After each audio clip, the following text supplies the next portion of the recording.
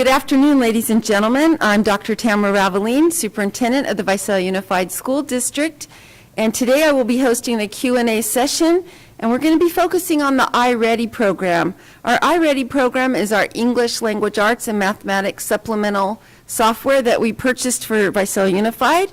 It's a supplemental program, and it's available for all of our kindergarten through 8th grade students in our district. So teachers and students have been using it beginning this fall. Today I have the pleasure of having one of our leaders from our Curriculum Instruction Department with me, and I'm pleased to introduce Mr. Jim Billingsley, who's a coordinator of our Curriculum Instruction Department. And Mr. Billingsley was one of the leads who helped the selection process and our committee of teachers and other educators who decided that this is the best program for our district to pursue at this time. So I'm going to turn this over to Mr. Billingsley, who's going to talk to us really about the selection process, the attributes of the system, pre and post testing, how learning occurs, and answer some questions as we go. So thank you, Mr. Billingsley, for being here with me. You're welcome. Glad to be here. So to kind of start with the selection process, we solicited information from all of our teachers, K-8, looking for programs that they were using in their classrooms that supported students digitally in both math and ELA. We came up with 13 different programs that we were going to begin to evaluate. And as you can see, going through 13 programs is quite a chore to be able to evaluate them properly. So what we did is we created an evaluation process to do this. So we first started on May 18th with the process of getting the material list and allowing the teachers to provide that information. And then on the 21st of May, we started the evaluation process, trying to take the number 13 programs, pre-screen them down to a more manageable user list so that we could manageably evaluate the programs. And can I ask you, how did these programs come to you? Were they teacher recommendations that teachers had used in the past, or somebody went online and just searched for programs, or how did these 13 come to be in the first place? These 13 came about because teachers were using them in their classrooms, and they showed success for them, and so they wanted to bring them forth to the district. Thank you. Okay, and so from there, we wanted to select some programs to move forward. And so what we did is we used a different criteria to evaluate each one of the programs. What they needed was a screening tool or some kind of diagnostic to determine the level of the students in learning both ELA and math. So in my day, we might have considered that a pretest, just to discern where the student was in various different areas? Yes, and it was a pretest to kind of determine their strengths and so maybe some of their deficiencies in their content knowledge. Second item they needed was some kind of independent learning. Since this was a digital component, we wanted to make sure they could do this on their own during asynchronous time during distance learning. Third point was there was some form of instructional component within the digital platform. Fourth, there is a formative assessment for each lesson, so we wanted to make sure that as students went through the lessons that they were assessed, and if they weren't showing proficiency within that lesson, they were able to go back and relearn during the lesson. So that was an important component. And the final component of the selection process of the criteria was covering the entire grade span, K through 8, and also having content in both ELA and math. So we wanted to have a consistent platform for all students. And as you were looking for that content coverage, did you look at alignment with the standards that we teach as a district and as a state?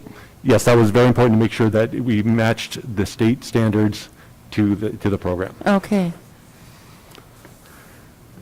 So once we went through that process of the criteria, we went through those 13 programs and took them down to a final 3. So that we had a teacher committee, and what we ended up with is Freckle by Renaissance.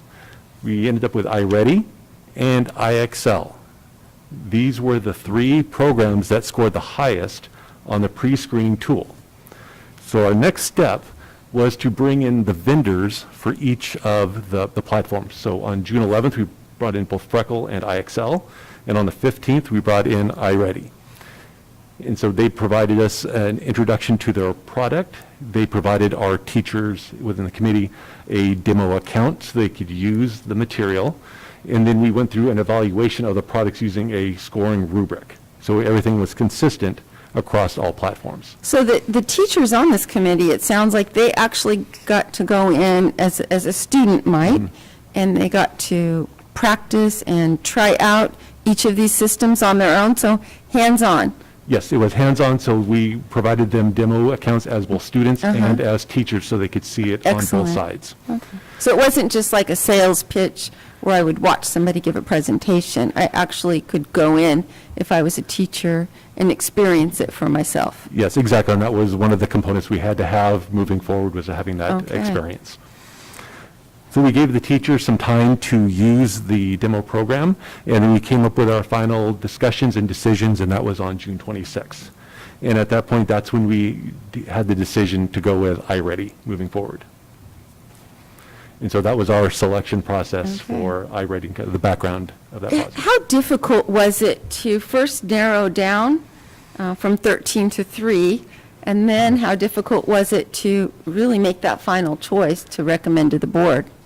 The narrowing down from 13 to 3 was actually kind of easy because we used those 5 criteria. And if they didn't have all of those criteria, we knew that they were not a program that we would want to use. And so what it ended up was being the 3 that we went forward, they had those components that we needed. The difficult part was trying to evaluate the 3 and differentiate between them to making sure we chose the correct program. Thank you. Okay, so within iReady, some of the attributes of iReady that we were looking at that we're using is, the first one is it is an adaptive diagnostic assessment and instruction, which means when the students take as we mentioned before, a pre-test, it diagnoses the student. It shows the students their strengths and their deficiencies in both content areas of ELA and in math. And then it places them into a specific instructional pathway.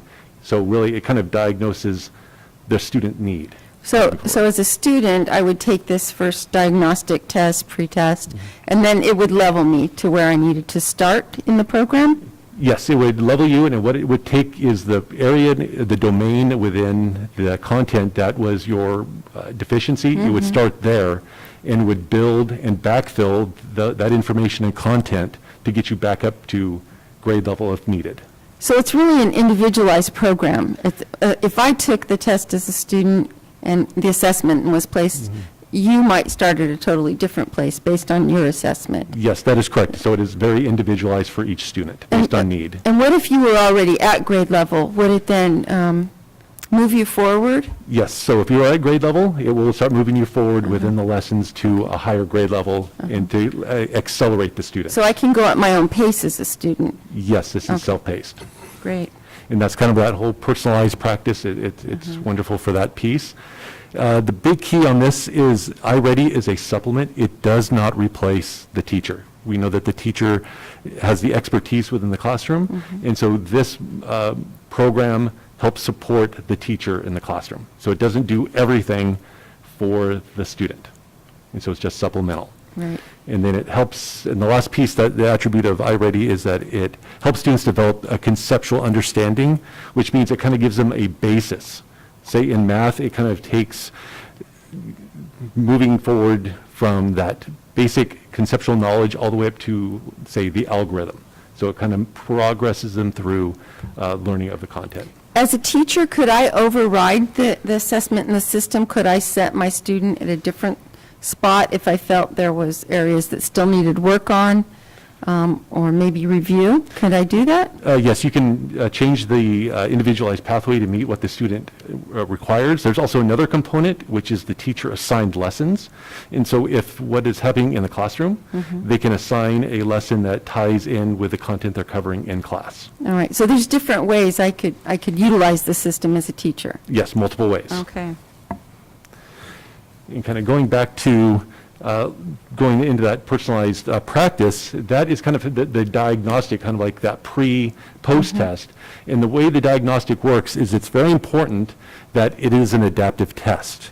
This means that it starts sometimes a little easier right below grade level, and as students get questions correctly, it increases the rigor and the level of the questions. So over time, if the students are doing well, the questions will start to get a little bit more difficult, and then it'll start to level out once they find out their correct level, just that right level of questions to place them in the right path.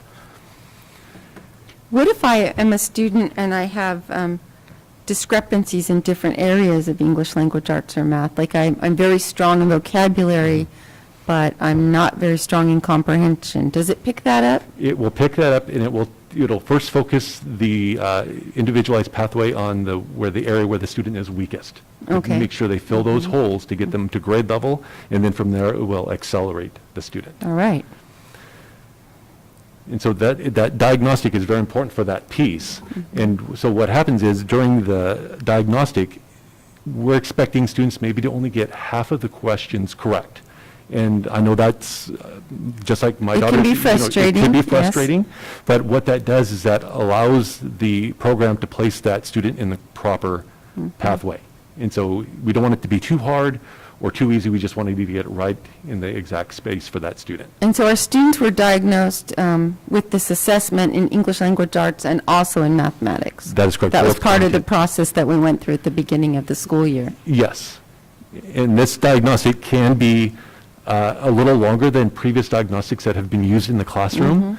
And so what the kind of the importance of that is it really dove in and determined the exact areas where those students were strong and weak versus previous assessments would may not have dived into those areas where Right. they may have been weak. Yeah, that makes sense. Thank you. Okay. And then from there, they will then go into their pathway and how students learn. Again, we've kind of spoken about this before, the two different pathways, the My Path, which is the diagnosis, placing them into that individualized pathway, and then the teacher-assigned lessons that will match what is being taught in the classroom. And then students learn through a lesson progression where there is feedback. If students miss a question during a lesson, it will go back and provide a short explanation of why they may have missed that question and allows them to retry it. And then at the end of the lesson, there is that lesson assessment that ensures that learning has occurred. And if not, it will make them, they'll retake that lesson and then move forward. And then the last key part of how they learn is that teacher monitoring.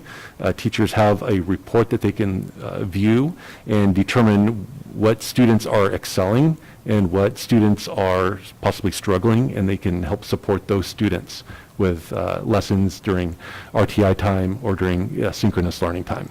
And so if I'm a teacher and I can run this report in both English language arts and math for all my students, does the report call out the areas where the students are struggling, sort of broad and then very specific? Yes, it will determine the exact lesson that the Okay. students were struggling in so they could go and focus on that specific area. Okay.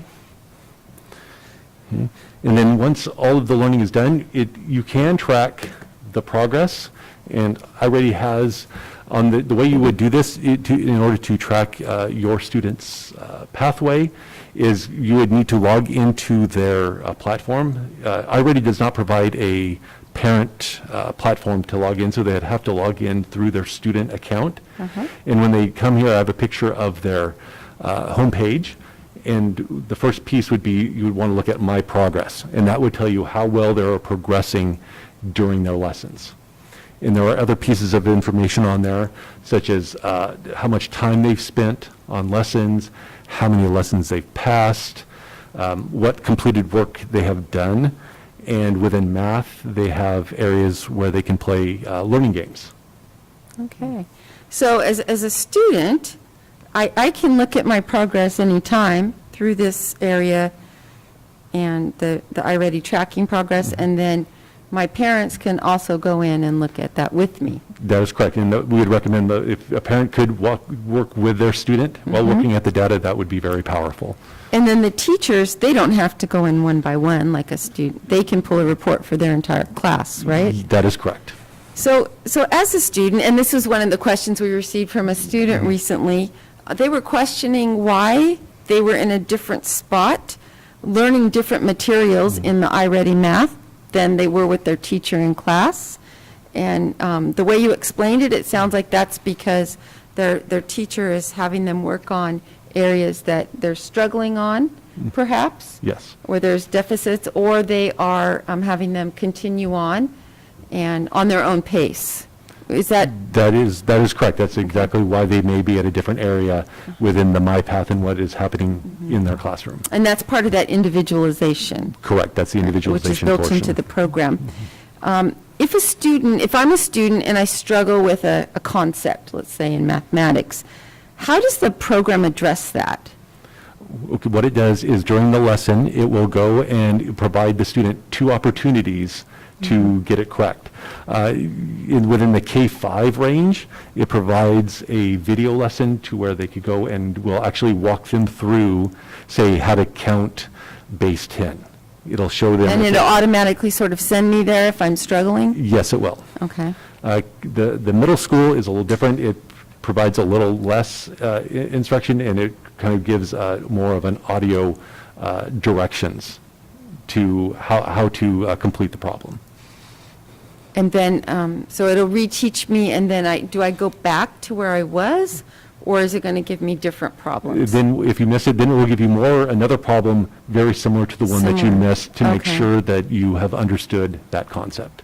And how many times could I possibly not understand a concept? I just don't get it, and I'm getting frustrated, until it will just move me on to something else, and then rely on the teacher to pick that up on a report that I didn't get that concept. Right. What it does, it gives you 2 chances, 2 opportunities, and so if you don't pass either one, then it will, after twice, it'll then move you to the next.